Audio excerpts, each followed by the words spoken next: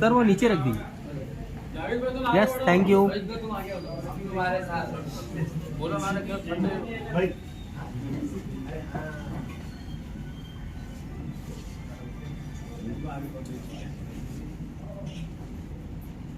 चलिए, मुबारक। कलीम भाई का हेयर स्टाइल बहुत पसंद आया मुझे।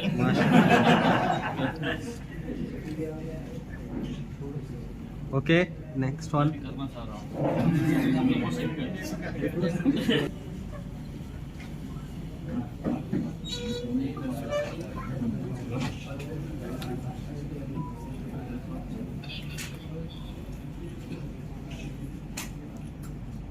Yes sir.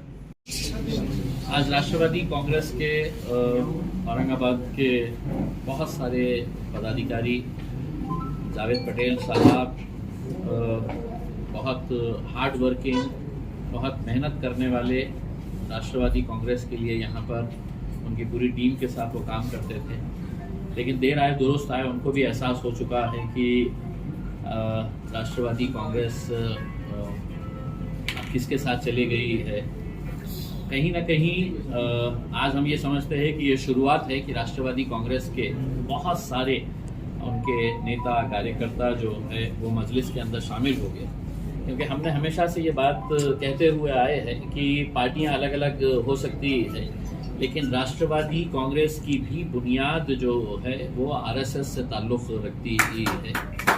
और कहीं ना कहीं ये एहसास जब दिल में आ रहा है और जब खुली आंखों से वो देख रहे हैं, पहले जब हम कहते थे तो हमारे को अलग अलग नाम से पुकारा जाता था। उसमें यही राष्ट्रवादी कांग्रेस के जो नेता आज भारतीय जनता पार्टी की गोद में जाकर बैठ गए हैं, वो हमको बी टीम कहते थे। अब ये साबित हो चुका है ए बी टीम वही है, बी भी वही है, सी भी वही है करके।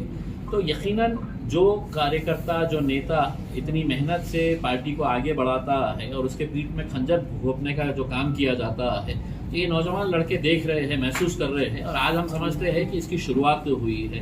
आप धीरे धीरे देखेंगे कि पूरे महाराष्ट्र के अंदर अब जितने भी राष्ट्रवादी कांग्रेस के और दूसरी पार्टियों के जो नेता हैं वो हमारे साथ जुड़ते जाएंगे। और हमें खुशी है कि ये नौजवान आज हमारे साथ शामिल हुए हैं। के अंदर तस्वर कर सकते हैं वो पूरी राजनीति के अंदर आज आपको महाराष्ट्र के अंदर देखने को मिल रही है।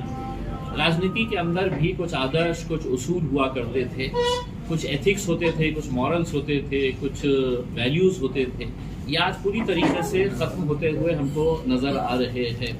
रात में कोई सोता है एक पार्टी के अंदर, सुबह उठता है तो हमको पता चलता है वो दूसरी पार्टी के अंदर चला गया है। तो ये खेल हमको देखने को मिल रहा है।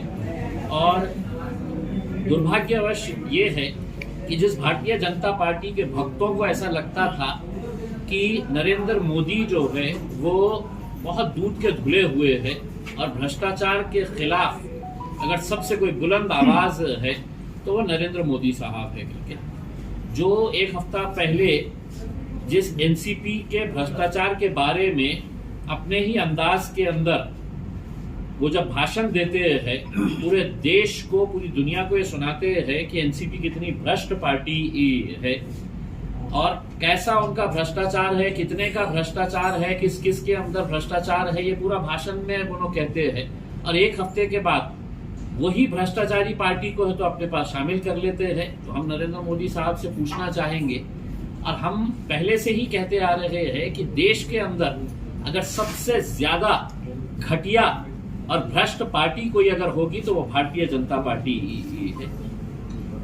आज आप देखेंगे कि पूरी राष्ट्रवादी कांग्रेस पूरे के पूरे जाके है तो उनके साथ मिल बैठे हैं।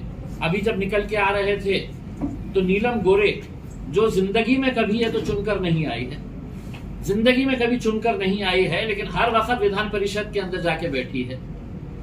वो भी अपनी पार्टी को छोड़ के कोई दूसरा मफलर पहन के अभी बैठी हुई थी और बता रही थी कि मुझे देश का विकास कैसा करना है करके। देश के विकास से कितनी प्रभावित हुई है। कोई प्रभावित नहीं हुई है। भारतीय जनता पार्टी इनके कनपट्टी के ऊपर बंदूक रख रही है, उनके सामने फाइल रख रही है कि देख बेटा तेरी ये फाइल है मेरे पास, उसमें आजा मेरे पास, नहीं तो तू गया अंदर। फिर कभी ईडी को छू कर डाल रहे, कभी सीबीआई को छू कर डाल रहे, कभी आईटी को छू कर डाल रहे हैं और किसी को डरा रहे हैं। इससे पहले का जो नाटक चला था वो पैसों के ताकत के ऊपर चला था, कैसा कैसा पैसे का खेल हुआ था, ये सबने देखा है इसमें। तो मेरा यही कहना है कि एक ऐसी परिस्थिति के ऊपर लोगों को लेकर आ गए हैं कि वो ये सोचेंगे कि अब हम आखिर में देना तो किसको देना, विश्वास करना तो किसके ऊपर करना करके। अजीत पवार अपने काका को जिसके नाम के तो माला जपा करते थे, वो बोल रहा है कि 82 साल के हो गए, घर में बैठ जाओ जाके। तो राजनीति का ये स्तर हो चुका है। लोगों को अब समझना चाहिए कि सच्चाई क्या है, किसके साथ जाना चाहिए, किसके साथ नहीं जाना चाहिए करके। अब मैं समझता हूँ कि ये जो चुनाव आने वाले रहेंगे, जब भी कभी आएंगे उसके अंदर, तो महाराष्ट्र की जनता ने बहुत ही सोच समझ कर अपने गुस्से का इजहार करना चाहिए। Uniform civil